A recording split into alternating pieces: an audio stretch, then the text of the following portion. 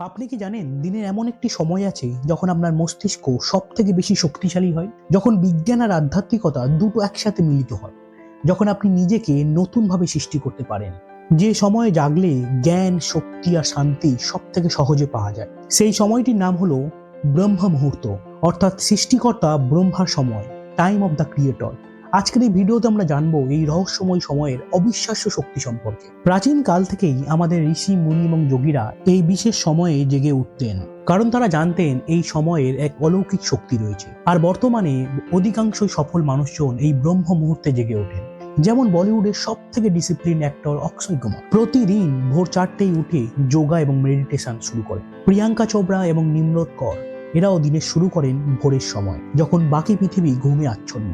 ভারতের সব থেকে সফল ব্যবসায়ী মুকেশ আম্বানি, অ্যাপেলের সিইও টিম কুক এবং আমাদের প্রধানমন্ত্রী নরেন্দ্র মোদী প্রত্যেকেই এই ব্রহ্ম মুহূর্তে জেগে ওঠেন। এরা সবাই আলাদা ক্ষেত্রের মানুষ, কিন্তু একটা অভ্যাস এদের সবার মধ্যে কমন আছে, এই ব্রহ্ম মুহূর্তে জেগে ওঠা। আজকের এই ভিডিওতে আমরা জানবো ব্রহ্ম মুহূর্ত আসলে কি, প্রাচীন শাস্ত্রে এর গুরুত্ব এত বেশি কেন, ছাত্র, সাধারণ মানুষ, কর্মজীবী, বিজনেসম্যান সবার জন্য উপকারী কেন, বিজ্ঞান কি বলে আর কাদের এই সময়ে ওঠা উচিত নয়। প্রথমেই বুঝে নিই মুহূর্ত কি।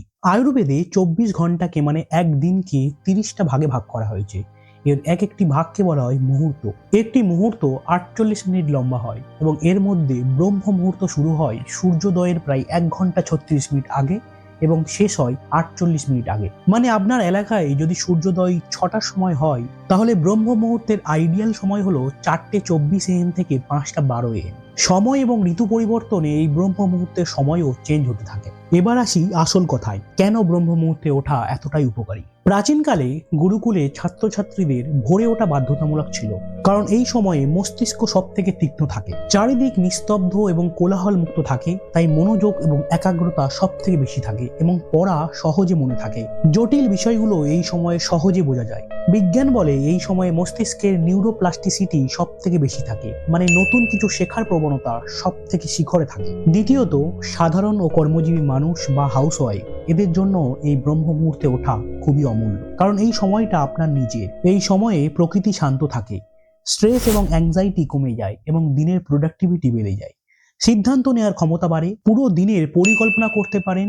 সকালে যারা 30 মিনিট নিজের জন্য সময় দেয় তারা জীবনে বেশি এগিয়ে যায়, এটা কোনো কোইন্সিডেন্স নয়। গবেষণায় দেখা গেছে এই ব্রহ্ম মুহূর্তে মেলাটোনিন হরমোন, মানে যা আমাদের ঘুমের জন্য দায়ী, এটা কমতে থাকে এবং কর্টিসল হরমোন, যেটা আমাদেরকে জাগিয়ে তোলে, এটার পরিমাণ বাড়তে থাকে।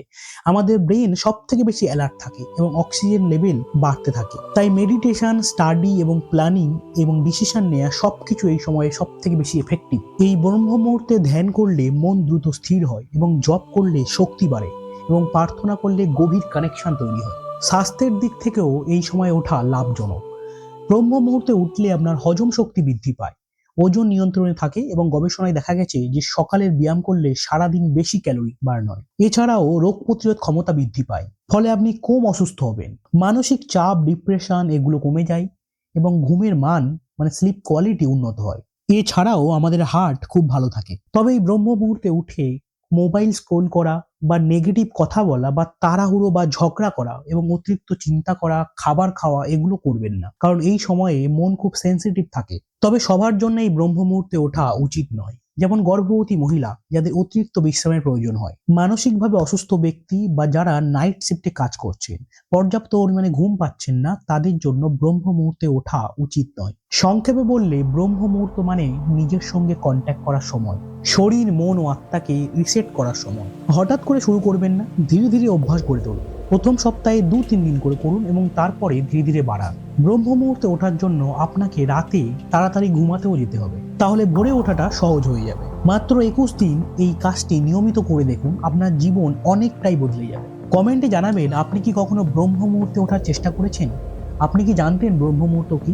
কমেন্টে অবশ্যই জানাবেন। ভিডিওটি ভালো লাগলে অবশ্যই লাইক, কমেন্ট এবং সাবস্ক্রাইব করবেন চ্যানেলটি।